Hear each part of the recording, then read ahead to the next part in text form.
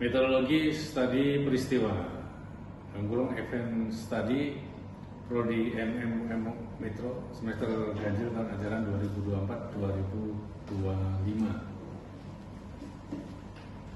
Studi peristiwa atau event study, tujuan pembelajaran mempelajari hipotesis pasar efisien bentuk setengah kuat yang memiliki karakteristik khusus dalam metodologi penelitiannya.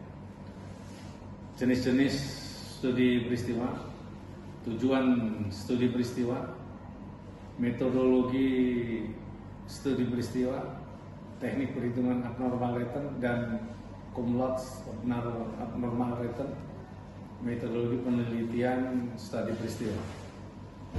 Studi peristiwa bagian dari hipotesis pasar efisien atau efficient market hipotesis atau EMH atau FAMA 1991. Sebagai bentuk studi untuk menguji efisiensi pasar, bentuk setengah kuat, semi strong atau form, menyelidiki respon pasar terhadap kandungan informasi dari studi pengumuman atau publikasi peristiwa tersebut, good news atau bad news.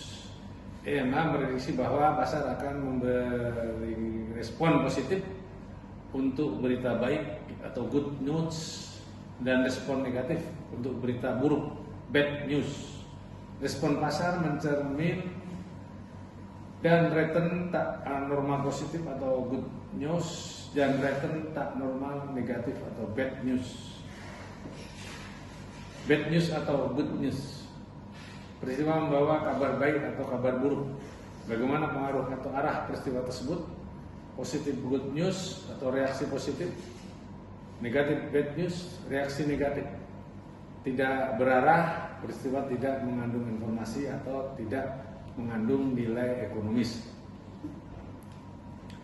Studi peristiwa efisiensi pasar bermakna pelaku pasar bergerak bersama mengikuti perubahan yang terjadi karena informasi diserap atau direspon oleh pasar. Informasi diperoleh dengan biaya murah, direspon cepat dan tepat, harga keseimbangan baru. Harga keseimbangan baru mencerminkan informasi yang tersedia di pasar. Bagaimana reaksi pasar terhadap suatu peristiwa event berdasarkan peristiwa publik? Peristiwa apa yang diinformasikan? Peristiwa dari dalam dan luar perusahaan yang memiliki kemungkinan mempengaruhi prospek pertumbuhan perusahaan, nilai atau perusahaan. Peristiwa pengumuman, announcement atau peristiwa kejadian. Dampak peristiwa spesifik industri, umum atau pasar modal. Contoh pengumuman dividen, pemecahan saham, merger, akuisisi, perubahan. Jenis studi peristiwa: peristiwa konvensional, peristiwa klaster, peristiwa tak terduga, peristiwa berurutan.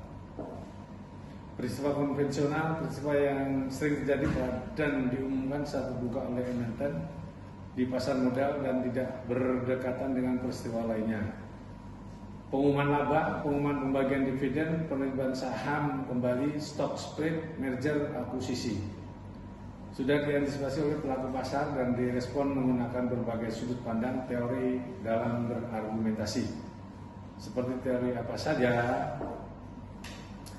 Peristiwa cluster atau kelompok, mempelajari respon pasar terhadap kandungan informasi peristiwa yang diumumkan secara terbuka, peristiwa pada satu waktu tertentu yang sama berdampak positif atau negatif pada kelompok perusahaan tertentu. Bukan peristiwa yang sering terjadi, regulasi industri tertentu, kecelakaan pesawat terbang tertentu. Peristiwa tak terduga, varian pada peristiwa cluster, memperjelas respon pasar terhadap suatu peristiwa yang tidak terduga, belum banyak dilakukan dan tidak semua peristiwa tak terduga relevan. Peristiwa berurutan, varian peristiwa cluster mempelajari respon pasar terhadap serangkaian peristiwa yang terjadi secara berurutan dalam situasi ketidakpastian yang tinggi. Menguji return tak normal pada setiap tingkat pengumuman. Contoh, kecelakaan kapal tanker Exxon Valdez. Tujuan studi peristiwa yang akan diteliti pada studi peristiwa, mendeteksi respon pasar terhadap suatu peristiwa yang dipublikasikan.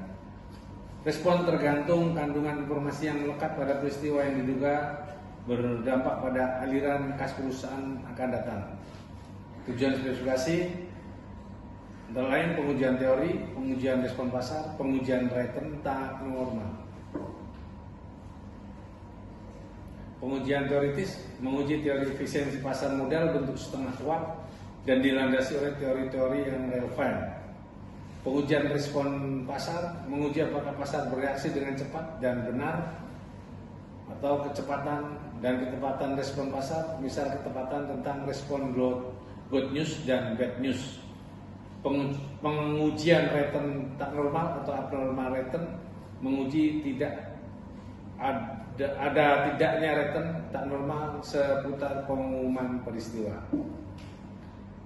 Metode studi peristiwa mengidentifikasi bentuk peristiwa, efek peristiwa, waktu peristiwa, menentukan tentang waktu peristiwa.